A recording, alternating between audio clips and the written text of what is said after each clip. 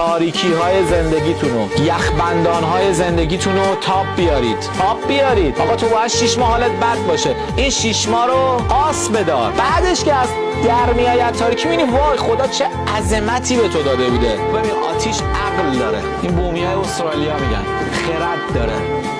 با آتیش تاریکی رو پاس میداشتن، کاری که ما تو شب یلدا میکنیم.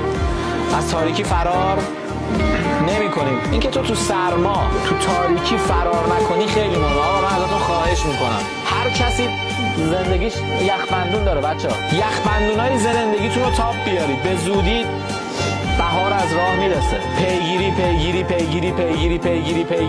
پیگیری. چند شب پیش ما یه فیلمی داشتیم می‌بینم، به شما بگم اسمش از لبه فردا، تام کروز بازی کرده. این میمیره دوباره زنده میشه.